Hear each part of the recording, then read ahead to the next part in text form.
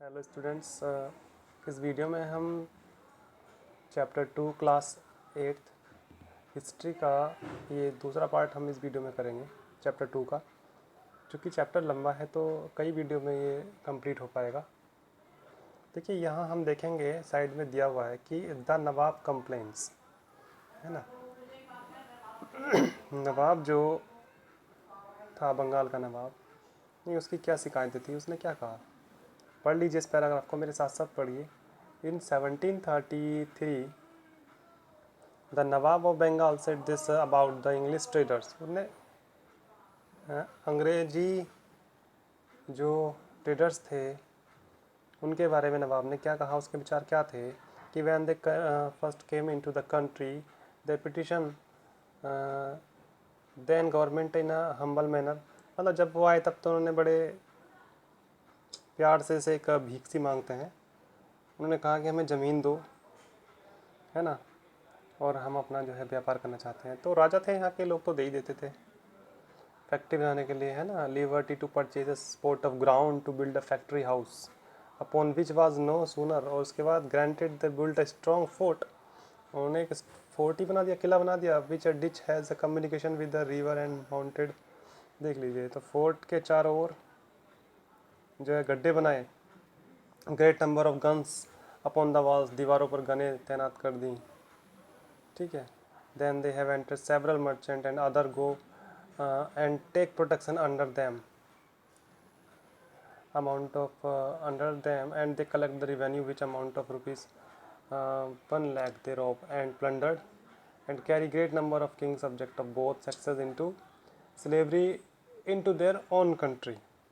यानी कि जब उन्होंने किले बनाए और किले के चारों तरफ उन्होंने गड्ढे भी करे, surmounted with a ditch with A communication with the river. और वो गड्ढे नदियों से जुड़ते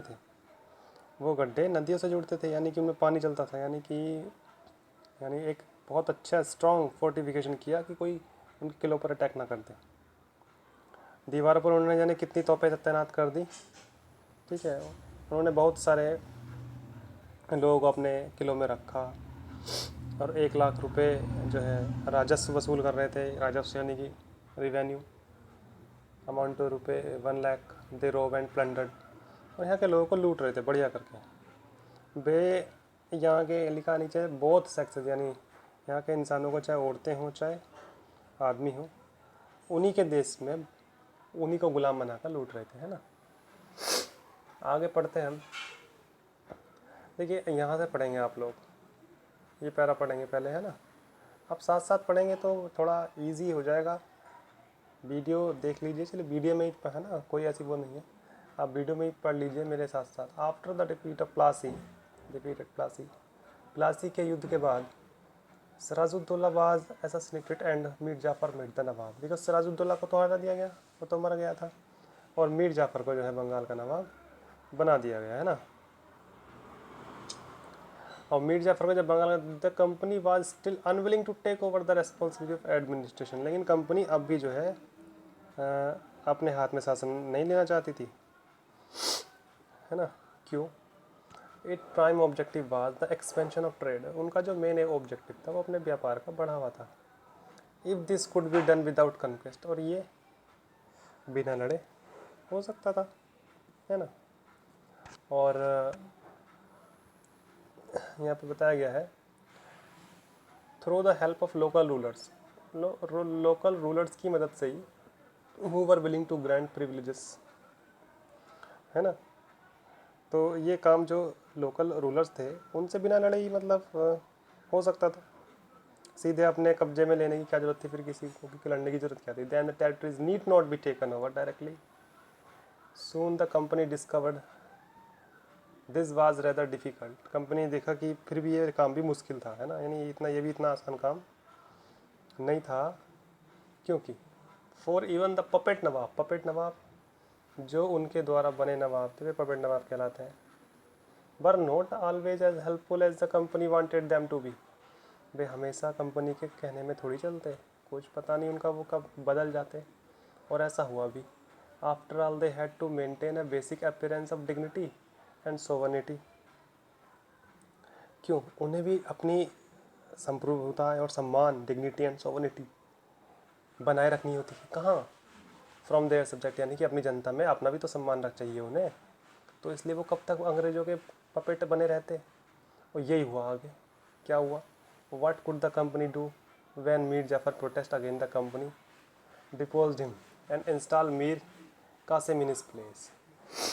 उसकी जगह पे देखो मीर जाफर ने जब इनके खिलाफ प्रोटेस्ट कर दिया तो मीर कासिम को उन्होंने बना दिया बंगाल का नवाब। When Mir Kasim complaint he stand the defeat in a battle of Buxar. जब मीर कासिम ने उनके खिलाफ आवाज़ उठाई तो अंग्रेजों ने उसके खिलाफ एक लड़ाई छेड़ दी, जिसे बैटल ऑफ बक्सर का नाम दिया गया, जो कि 1764 में लड़ी गई। ठीक है, लेकिन उसमें वो हार गया था। मीर जाफर वाज रीइंस्टॉल्ड। ठीक है, और फिर से मीर कासिम को हटा के फिर से मीर जाफर को इन्होंने बना दिया बंगाल का नवाब। अब बंगाल के नवाब को 500,000 एवरी मंथ उनको देना होता था, है ना। लेकिन कंपनी चाहती थी मोर, लिखा है कि more money to finance its war and meet the demands of the trade and. Company का तो पेट ही नहीं भरा। It wanted more territory and more revenue. ज़्यादा राज्य चाहिए और ज़्यादा पैसा चाहिए। By the time Mir Jafar dead, तो मीर जाफर जब 1765 में मर गए, the mood of the company had change. अब कंपनी का मूड हो गया चेंज। तो कंपनी ने क्या करा? वी मस्ट इंडीड बिकम नवाब और सेल्फ। अब तो हम खुद ही नवाब बनना पड़ेगा, है ना। हमें खुद ही नवाब बनना पड़ेगा, कंपनी ने कह दिया। अब वही सीधी सी बात है, जो मेन नवाब था वो मर गया। तो 1765 में मुग़ल एम्पियर और एक बेनिफिट और मिल गया। जो मुग़ल शासक थे उन्होंने इन्हें एक दीवानी और दे दी। दीवानी अलाउड द कंपनी। दीवानी का चार्ज, अब ये मतलब पूरा बंगाल इनके हाथ में आ गया। This solve the major problem that the company had earlier face. From the early 18th century its trade with India had expanded. उनका व्यापार बढ़ता चला गया। But it had to buy most of the goods in India with gold and silver imported from Britain. ठीक है, उस समय क्या था? उस समय अंग्रेज़ों को व्यापार चलाने के लिए, है ना, ब्रिटेन से जो है सोना और चांदी मंगानी पड़ती थी, है ना। और वो सोना चांदी यहाँ ला करके वस्तु उसके बदले में ख़रीदनी पड़ती थी। तो उन्हें जो है फिर जो प्लासी की जंग हो गई, प्लासी की लड़ाई के बाद ब्रिटेन से सोने चांदी की निकासी होने लगी कम, क्योंकि अब यहीं पे उन्हें रिवेन्यू मिलने लगा। और अब ये जो दीवानी मिल गई, फिर इससे तो सारा ही काम सॉल्व हो गया। ठीक है, the outflow gold and from Britain slowed after the battle of Plassey and entirely stopped, पूरी तरह से बंद हो गया जब उन्हें दीवानी मिल गई। अब क्या, अब तो यहीं के रिवेन्यू से उनका काम चलने लगा, है ना। इसी कमाई से कंपनी भारत में जो है कपड़े वगैरह खरीद सकती थी। Cotton and silk textile in India maintain company troops. अपनी ट्रूप्स कहते हैं ये आपकी सेना को, है ना, फौजों को संभाल सकती थी। And meet the cost of building, और जो भी निर्माण कार्य है उनको, उनकी कॉस्ट भी सारी पूरी उनकी जो है कंपनी की यहीं के पैसे से होने लगी। कंपनी ऑफिशियल बिकम नवाब। अब एक टॉपिक आता है, बड़ा अच्छा टॉपिक है, बड़ा ध्यान से समझेंगे इस टॉपिक को, कि कंपनी के जो अधिकारी थे खुद अपने आप को नवाब समझने लगे। What did it mean? नवाब बनने का क्या मतलब था? इसका मतलब था कि it mean of course that company acquired more power and authority, है ना। कंपनी के पास अब सत्ता और ताकत तो थी, but it also meant something else. कुछ और फायदे भी थे। Each company servant began to have vision living like now. हर कोई नवाब की तरह अपने आप को देखने लगा, कंपनी के अधिकारी, है ना। तो अब यहाँ पे ही बात आती है, देखो, after the battle of Plassey, Plassey के युद्ध के बाद the actual Nawab of Bengal were force to give land and vast sum of money personal gift of company official. जो वास्तविक नवाब थे उन पर फोर्स डाला गया कि हमारी कंपनी के जो ये ऑफिसर हैं इनको गिफ्ट दो। मतलब हराया भी और उन्हें, और उन्हीं से गिफ्ट ले रहे हैं, पैसा दो, है ना। जो भी जिसके पास है वो दो भैया, नहीं तो मारे जाओगे। अब कैसे मारे जाओगे? क्योंकि इनके पास टेक्नोलॉजी थी, अंग्रेज़ों के पास बंदूकें थी। हमारे लोग तब भी तलवारों से लड़ते थे, ठीक है, उनके पास तोपें थी। तो Robert Clive himself among the Fortune in India, Robert Clive भी इनमें से एक था। रॉबर्ट क्लाइव है ना, बेहिसाब दौलत उसने जो है जमा कर ली थी रॉबर्ट क्लाइव ने। He had come to Madras now Chennai from England in, वो मद्रास आया था 1743 में केवल 18 साल की उम्र में। Van in 1767 in left India, जब उसने इंडिया को छोड़ा 1767 में, 43 में आया था, 1767 में गया, तो 401,102 है ना, यानी देखो इसे क्या लिखा है, 4,01,102 है। अब 401,102 पौंड, ये पौंड का साइन है, इतनी दौलत उसने इकट्ठी कर ली थी। When he was appointed governor of Bengal in 1764, जब वो कंपनी का गवर्नर 1764 में अपॉइंटेड किया गया, he was asked to remove corruption in company administration but he was himself cross examine. उसने कंपनी में करप्शन तो हटाया है ना, कहा उसने कंपनी से करप्शन नहीं होना चाहिए कंपनी के इस प्रशासन में, बट खुद भी इस घेरे में फंस गया, और उसकी भी जो है क्रॉस चेकिंग हो गई ना, cross examine in 1772 by the British parliament. बैठ गई उसके खिलाफ जांच, क्योंकि वो भी संदेह के घेरे में था, वास्ट वेल्थ अपने बहुत धन के लिए है ना, और फिर लेकिन उसको छोड़ दिया गया था, ही वॉज एक्विटेड। तो ही कमिट, लेकिन इससे उसने, जब उसको फील हुआ तो उसने सुसाइड कर लिया। ही कमिटेड सुसाइड इन 1774। ठीक है, ये इतना इम्पोर्टेंट नहीं है ये पार्ट। ठीक, आगे चलते हैं। कंपनी रूल एक्सपेंड, कंपनी का शासन कैसे फैलता गया। अगर हम 1757 से 1857 तक की बात करें, जब 1857 क्रांति हुई थी है ना, तो बहुत मेन इंपॉर्टेंट चीज़ें हमारे सामने आती हैं कि कंपनी ने कैसे जो है, कंपनी सीधे सैनिक हमला ना करके और धीरे धीरे वो अपना शासन को बढ़ाती चली गई है ना। यहाँ के political, economical and social issues में अपनी एंट्री करके company rarely launch direct military attack on the non territory instead, बल्कि इसके अलावा use to variety political, economical and diplomatic methods use करे उन्होंने, और अपना प्रशासन या अपना शासन बढ़ाया। ठीक है, after the battle of Buxar, Buxar की लड़ाई के बाद द कंपनी अपॉइंटेड रेसिडेंट, उन्होंने अपने रेसिडेंट भारतीय राज्यों में तैनात कर दिए। इन रेसिडेंट की जिम्मेदारी वहाँ से रिवेन्यू कलेक्ट करना, वहाँ का राजा ही होता था एक तरह का। दे वर पॉलिटिकल और commercial agent and their job was to serve and further the interest of the company through the resident. The company official began interfering in the internal affairs, और ऑफिशियल की जरिए company लोगों के internal affairs में, यानी वहाँ के राजाओं के दखल अंदाजी करने लगी। Who was to be successor of the throne, they try to decide who, और ये भी करने लगी कि अगला राजा तुम्हारा कौन होगा, तुम्हारे अगले राजगद्दी पर कौन बैठेगा, and who was to be appointed at the administration post, तुम्हारे शासन की किस पोस्ट पर कौन बैठेगा। Sometimes the company force the state into a subsidiary island, और उन्हें सहायक संधि के लिए भी मजबूर किया। अब ये सहायक संधि क्या है समझेंगे। According to the terms of this alliance, Indian rulers were not allowed to have their independent armed forces. यहाँ के राजाओं को अपनी स्वतंत्र सेना नहीं रखनी होगी, यहाँ के राजाओं को अपनी स्वतंत्र सेना नहीं रखनी होगी, और क्या करना होगा, they were be protected by the company, company उनको प्रोटेक्ट करेगी, कंपनी की सेना उन्हें प्रोटेक्ट करेगी। तो यहाँ के जो राजा थे इतने, अब क्या कह सकते हैं हम लोग, देखिए डिवाइड एंड रूल इन्होंने चलाया कि बांटो और राज करो, और किया कि कितने पागल थे वो, राजी हो गए, सोचा, क्योंकि जलते थे ना, एक दूसरे से जलन थी। अगर ऐसा नहीं होता तो फिर ये कंपनी कभी भी आप पर शासन नहीं कर सकती थी, अंग्रेज आपको गुलाम नहीं बना सकते थे। तो वो तैयार हो गए। अब सारा खर्च had to pay the subsidy forces, अब उनको उसके लिए, आप जब कंपनी अपनी सेना देगी तो उसका खर्च तो लेगी ना, तो had to pay the subsidiary forces, तो अपनी सेना के रख रखाव के लिए वो company was suppose to maintain for purpose of this protection, यानी उनसे पैसा लेती थी, है ना। If the Indian rulers fail to make, ठीक है, अगर वो पैसा नहीं दे पाते थे, then part of the territory was taken away penalty, फिर उनका पूरा हिस्सा उनका कब्जा लिया जाता था। एग्जाम्पल के लिए दिया है रिचर्ड वेलेजली, 1798 में लॉर्ड वेलेजली आया था यहाँ पर।